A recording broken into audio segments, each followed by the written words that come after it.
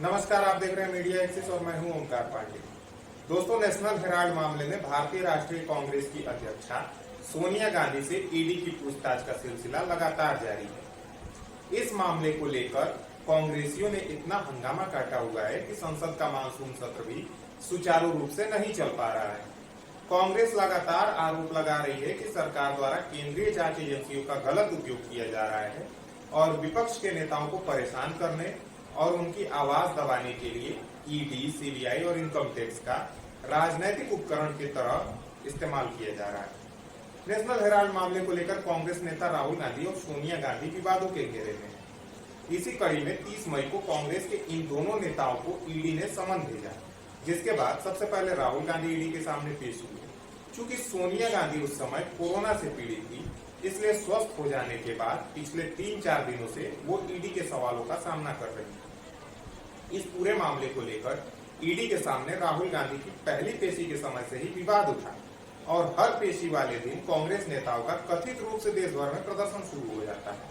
National Herald मामले में चल रही संवैधानिक प्रक्रिया के तहत कार्रवाई को लोकतंत्र की हत्या करार दिया जा रहा है और विपक्षी नेताओं के इस प्रदर्शन की वजह से संसद का मानसून सत्र भी जाया हो रहा है। सदन की कार्रवाई लगातार स्थगित हो रही है और कुछ दिनों से विपक्ष के कई नेताओं को अस्थायी रूप से सदन से निलंबित भी किया जा चुका है। दोस्तों, बुधवार को कांग्रेस नेता सोनिया गांधी पूछताछ के क्रम में तीसरे दिन ईडी के सामने पेश हुई। इस बीच कांग्रेस के कई बड़े नेताओं का दिल्ली में सोनिया गांधी से ईडी की पूछताछ के खिलाफ विरोध प्रदर्शन जारी रहा।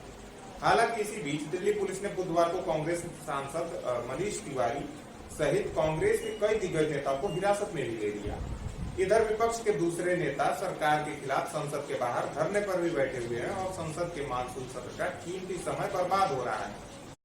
सोनिया गांधी की पेशी को लेकर कांग्रेस नेताओं का विरोध प्रदर्शन तो लगातार जारी है और यह सिलसिला आज भी लगातार पूरे दिन चला है। बहरहाल अब बात करते हैं कि आखिर नेशनल हेराल्ड मामला है क्या और इसमें आरोप क्या क्या है। तो आइए जानते हैं नेशनल हेराल्ड केस की क्रोनोलॉजी क्या है। इससे पहले कि मैं वीडियो शुरू करूं, अगर आप इस चैनल पर नए हैं तो चैनल को सब्सक्राइब करें और बेल आइकन जरूर दबाएं ताकि जब भी कोई नई वीडियो अपलोड हो तो उसका नोटिफिकेशन सबसे पहले आप तक पहुंचे। तो आइए शुरू करते हैं। दोस्तों, विवाद का पूरा मामला साल 2012 में तब शुरू होता है जब भाजपा नेता और अधिवक्ता सुब्रमण्यम स्वामी एक निचली अदालत में शिकायत दर्ज कराते हैं। इस शिकायत में वो आरोप लगाते हैं कि नेशनल हेराल्ड अखबार की प्रकाशक कंपनी एसोसिएटेड जर्नल्स लिमिटेड के उसका मालिकाना हक रखने वाली business company young India limited द्वारा अधिग्रहण में कांग्रेस के कुछ नेताओं ने फर्जीवाड़ा और धोखाधड़ी की है। उन्होंने आगे आरोप लगाया कि यंग इंडियन लिमिटेड ने नेशनल हेराल्ड की संपत्ति को दुर्भावनापूर्ण तरीके से कब्जा कर लिया।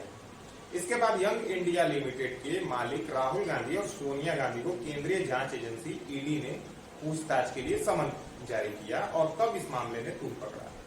दरअसल नेशनल हेराल्ड अखबार आजादी से पहले का अखबार रहा। साल 1938 में पंडित जवाहरलाल नेहरू द्वारा इसका पहला संस्करण प्रकाशित किया गया था। इस अखबार के प्रकाशन का जिम्मा एसोसिएटेड जर्नल्स लिमिटेड या एजेएल नाम की एक कंपनी के पास था।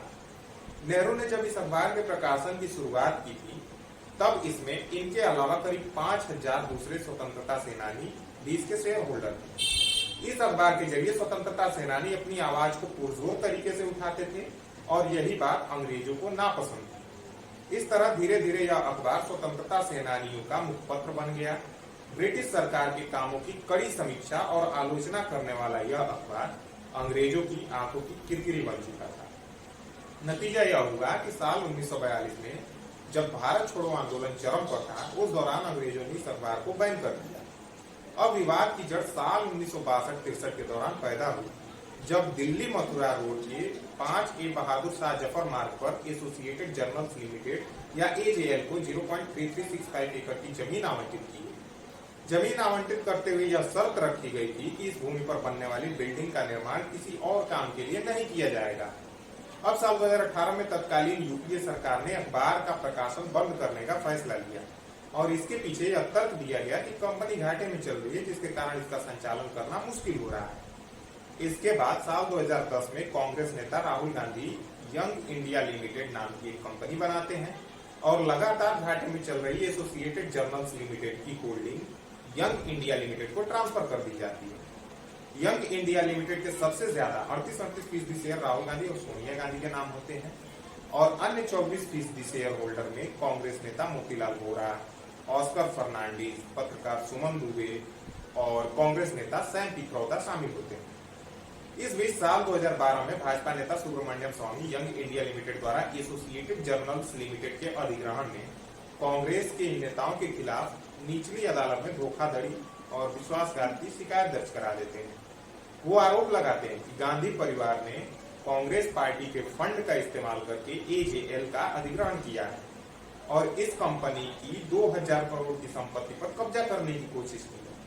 स्वामी के इन आरोपों के बाद कांग्रेस ने अपना पक्ष रखा और कहा कि यह मामला राजनीतिक दुर्भावना से प्रेरित है। नेशनल हेराल्ड अखबार की प्रकाशक कंपनी एजेएल की आर्थिक स्थिति खराब होने के कारण कांग्रेस ने उसे बचाने की कोशिश सिर्फ इसलिए की क्योंकि पार्टी अपने ऐतिहासिक विरासत को सहेजना चाहती थी। तब कांग्रेस ने यह भी साफ किया कि पूरी संपत्ति को लेकर कोई भी हस्तांतरण या परिवर्तन नहीं हुआ है। हालांकि इसके बाद कई बार भाजपा और कांग्रेस के बीच तीखी जुबानी जंग देखने को मिली। गांधी परिवार पर सुब्रमण्यम स्वामी द्वारा लगाए गए इन आरोपों की जांच साल 2015 में आयकर विभाग द्वारा शुरू की गई। पहली बार फरवरी 2015 में यंग इंडिया और एसोसिएटेड जर्नल्स लिमिटेड को समन जारी किया गया और दोनों कंपनियों से विशेषकर कांग्रेस पार्टी से ब्याज मुक्त ऋण खरीदने संबंधी लेन देन का विवरण मांगा गया। इस समन के बाद अतिरिक्त निदेशक जांच ने 22 जुलाई 2015 की समय सीमा के साथ एक बार फिर कंपनी से लेन देन का विवरण मांगा। 21 जुलाई 2015 के एक पत्र द्वारा यंग इंडिया ने जवाब दिया कि यह सूचना केवल आयकर विभाग द्वारा तभी मांगी जा सकती है जब किसी मामले में संबंधित के खिलाफ कोई कार्रवाई लंबित हो। मतलब साफ है कि यंग इंडिया मामले में लेन देन संबंधी जानकारी साझा करने से बचने की कोशिश कर रही थी। जब यंग इंडिया की तरफ से कोई संतोषजनक प्रत्युत्तर नहीं मिला तो इस कड़ी में आयकर विभाग ने एक बार फिर 27 जुलाई 2015 को एक और पत्र लिखा। यंग इंडिया को लिखे गए इस पत्र में कहा गया था कि कार्रवाई की लंबितता आयकर अधिनियम के प्रासंगिक प्रावधान के तहत जानकारी प्राप्त करने के लिए पहले जरूरी नहीं था। पत्र में साल 2013 के सुप्रीम कोर्ट के एक फैसले का भी जिक्र किया गया था जिसमें स्पष्ट रूप से कहा गया था कि पूछताछ के दौरान आवश्यकता अनुसार कोई भी सूचना मांगी जा सकती है और इसमें कोई विलंब नहीं होना चाहिए। इसके बाद यंग इंडिया और एसोसिएटेड जर्नल्स लिमिटेड को 31 जुलाई 2015 तक जानकारी देने को कहा गया। इससे पहले साल 2014 में इस पूरे मामले में पैसों का हवाला हुआ है कि नहीं, इसकी जांच के लिए ईडी की एंट्री होती है। जून 2014 में अदालत सोनिया और राहुल गांधी को आरोपी के रूप में समन जारी करती है और सितंबर 2015 में ईडी इस केस की जांच शुरू कर देती है। इसके बाद दिसंबर 2015 में सोनिया गांधी और राहुल गांधी इस मामले में पटियाला कोर्ट में पेश होते हैं और 50-50 हजार रुपए के निजी मुचलके पर दोनों को जमानत मिल जाती है। हालांकि सुनवाई जारी रहती है और सुप्रीम कोर्ट इस सुनवाई पर रोक लगाने से इनकार कर देता है। अब अक्टूबर 2018 में विवाद में फिर नया मोड़ आता है और तब दिल्ली हाई कोर्ट एजेएल यानी एसोसिएटेड जर्नल्स लिमिटेड को बहादुर शाह जफर मार्ग स्थित हेराल्ड हाउस को खाली करने का आदेश देता है। अपने आदेश में दिल्ली हाई कोर्ट का कहना होता है कि चूंकि हेराल्ड बिल्डिंग का इस्तेमाल व्यवसायिक उद्देश्यों के लिए हो रहा है अतः यह पूर्व की शर्तों का उल्लंघन है, इसलिए एजेएल को परिसर को खाली करना होगा।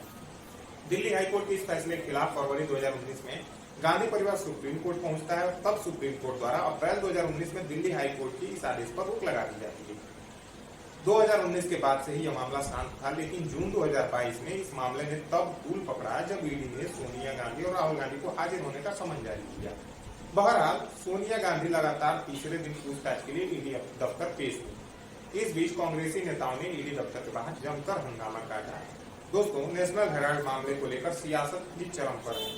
इस बीच भाजपा भी लगातार कांग्रेस पर हमलावर है, तो वही संसद के मानसून सत्र के दौरान विपक्षी नेताओं ने केंद्र की भाजपा सरकार पर लोकतांत्रिक हत्या करने का आरोप लगाया है। साथ ही यह भी आरोप लगाया कि जनता से जुड़े मुद्दे को लेकर सरकार गंभीर नहीं है और संसद में इन मुद्दों पर सरकार बहस नहीं करना चाहती है। इस बात को लेकर विपक्ष का विरोध प्रदर्शन लगातार जारी है और संसद का मानसून सत्र भी बाधित है। अब आगे यह देखना होगा कि नेशनल हेराल्ड मामले में गांधी परिवार का आखिर क्या होता है और इस राजनीतिक अखाड़े में सरकार और विपक्ष में आखिर किसकी जीत होगी।